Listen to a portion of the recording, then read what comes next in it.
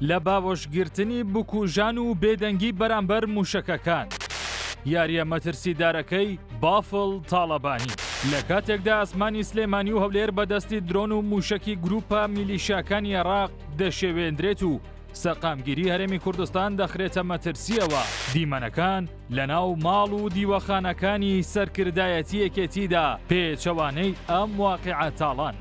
بافڵ تاڵەبانی سەرۆکی یەکێتی نیشتیمانی کوردستان لەبری ئەوەی ببێتە قەڵغان بۆ پاراستنی خاکەکەی دەستی خستۆتە ناو دەستی ئەو کەسانەی کە بڕیاری وێرانکردنی ژێرخانی ئابووری هەرێم واژۆ دەکەن.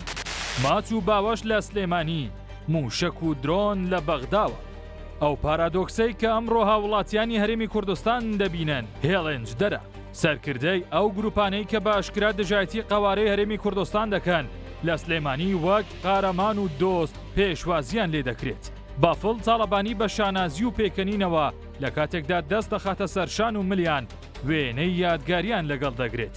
بەڵام پرسیارە جەرگ بڕەکە لێرەدا ئەوەیە ئەو دەستانەی بافڵ تاڵەبانی دیانگوشێت هەمان ئەو دەستانان کە دوای گەڕانەوەیان بۆ بەغدا فەرمانی هێرشکردنە سەر کێڵگە گازیەکانی وەک کۆرمۆر و ناوچە جیاجیەکانی سلێمانی و هەولێر دەردەکەن.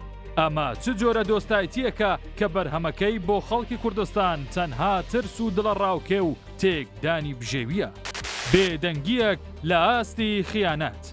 لە کاتی هێرشە یەک لە دوایەکەکانی ئەم گروپە لە یاسا دەرچوانە کە هیچ ناو و ناونیشانێکی نیشتیمانیان نییە، چاوەکان لەسەر دەباشان بوون بۆ هەڵوێستێکی تۆند. بەڵام نە بافڵ تاڵەبانی و نەقوبات تاڵەبانی وەک دوو کارکتەری سەرەکی دەسەڵات لە سلێمانی تەنانەت ئامادە نەبوون بە ڕستەیەکیش بێت ئەو هێرشانە سەرکۆنە بکەن. ئەم بێدەنگیە تەنها بێدەنگیەکی سیاسی نییە، بەڵکو وەک پەیامێکی گڵۆپی سەوز وایە بۆ میلیشیاکان کە دەتوانن بێباکانە بەردەوام بن. کاتێک یەکێتی وەک حیزبێکی خاوەن مێژوو ناتوانێ بەرگری لە خەڵکی ناوچەی ژێر دەسەڵاتی خۆی بکات بەرامبەر هاوڕێشی عەکانی، ئیتر چ متمانەیەک بۆ هاوڵاتیانی دەمێنێتەوە. پێکەنینەکان لەسەر برینی نیشتیمان، دیمەنی باوەشگرتن و ماچکردنی سەرکردەی میلیشیاکان لە بەغدا و گواستنەوەی ئەو گەرم و گوڕیە بۆ ناو کۆبوونەوەکان سوکایەتێکی گەورەیە بەو پێشمەرگانەی کە لە سەنگەرەکاندا ڕوبەڕووی مەترسی دەبنەوە. بافڵ تاڵەبانی بەم ڕەفتارانەی سەلماندوویەتی کە بەرژەوەندیە تەسکە حزبیەکانی و مانەوەی لە ناو کایی دەسەڵاتی بەغدا زۆر گرنگترە لە شکۆ و سەروەری خاکی کوردستان.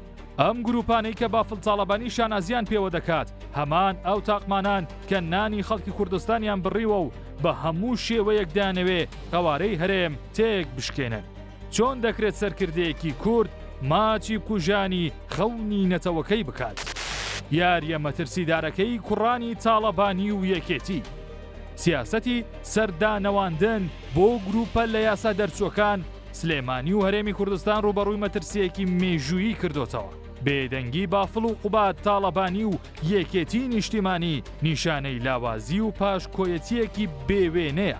مێژوو ڕەحم بەو سەرکردانە ناکات کە لە کاتی تنگانەدا باوەشیان بۆ دوژمنانی میلەتەکەیان کردەوە و پشتیان لە خەڵکی خۆیان کرد.